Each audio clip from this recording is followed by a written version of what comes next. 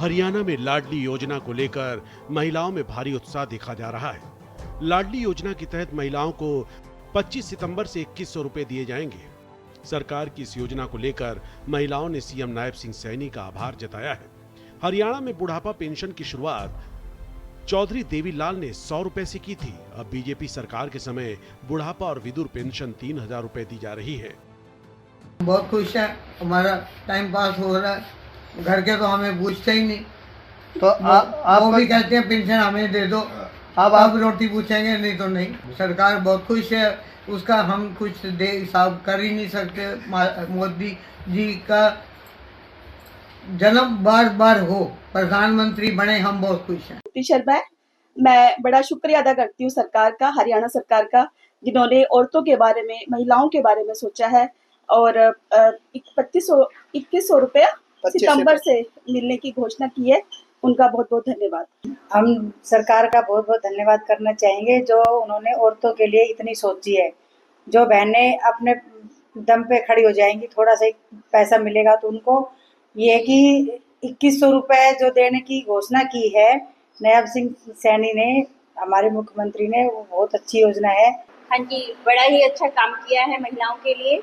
जो हमारे मुख्यमंत्री नायब सिंह सैनी जी ने जो महिलाओं के लिए 25 सितंबर से 2100 रुपए देने की योजना बनाई है, उसके लिए हम उनका आभार व्यक्त करते हैं। उनका बहुत बहुत धन्यवाद। नमस्कार सभी श्रोतागणों को। सबसे पहले मैं मुख्यमंत्री नायब सिंह सैनी जी का, उनकी पूरी टीम का धन्यवाद करना चाहूंगी, क्योंकि उन्होंने पहले भी महिलाओं के उत्थान के लिए काफी कुछ किया है।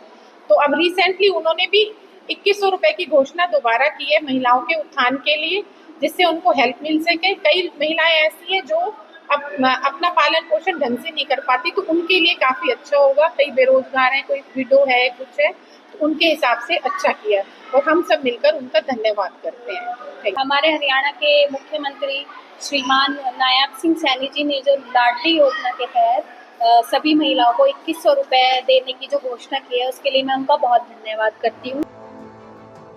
हरियाणा सरकार ने प्रदेश में सिंचाई व्यवस्था को और अधिक सुदृढ़ एवं कारगर बनाने के लिए बड़ा कदम उठाया है।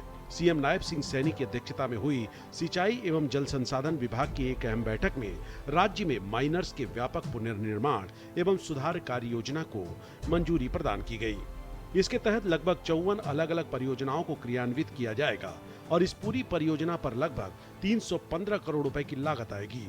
सीएम ने कहा कि इस महत्वाकांक्षी योजना के तहत नहरों की गहराई, चौड़ाई और ढांचे को आधुनिक तकनीक से सुदृढ़ किया जाएगा, ताकि सिंचाई जल की आपूर्ति समय पर और पर्याप्त रूप से किसानों तक पहुंच सके।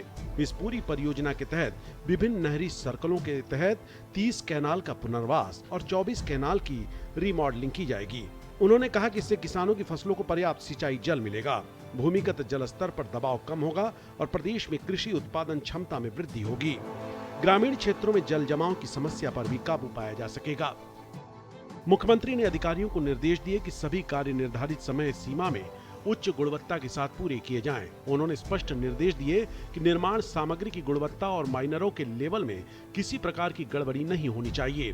बैठक में जानकारी दी गई कि Yamuna water service circle Bhiwani के तहत 41 परियोजनाओं, Yamuna water service circle Karnal के तहत 1 और Yamuna water service circle Rohtak के तहत 2 परियोजनाओं पर कार्य किया जाएगा। इसी प्रकार Loharu water service circle Bhiwani के अंतर्गत 7 परियोजनाओं और जवाहरलाल नेहरू सर्कल रेवाड़ी के तहत 3 परियोजनाओं को शामिल किया गया है। इन कार्यों को नाबार्ड की सहायता से क्रियान्वित किया जाएगा। इन परियोजनाओं के तहत माइनरों के किनारों को मजबूत और ऊंचा करना, लाइनिंग की मरम्मत और पुनर्वास, पाइपलाइन बिछाना, हेड रेगुलेटर, साइफन, पुलिया और आउटलेट की मरम्मत इत्यादि कार्यों को किया जाएगा, जिससे लीकेज खत्म होगी और पानी की बचत भी होगी और संभावित क्षेत्रों तक पानी की आपूर्ति सुनिश्चित होगी।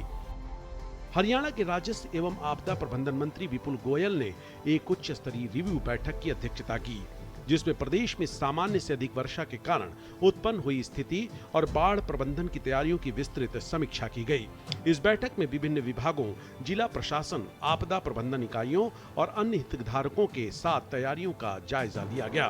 बाढ़ और जल भराव से प्रभावित किसानों को राहत प्रदान करने के लिए सरकार ने ई क्षतिपूर्ति पोर्टल को 15 सितंबर 2025 तक खुला रखने का निर्णय लिया है।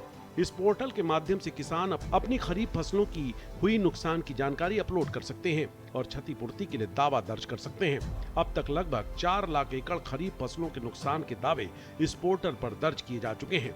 उन्होंने अधिकारियों को निर्देश दिए कि दावों का सत्यापन और भुगतान प्रक्रिया को तेजी से पूरा किया जाए ताकि किसानों को समय पर आर्थिक सहायता मिल सके।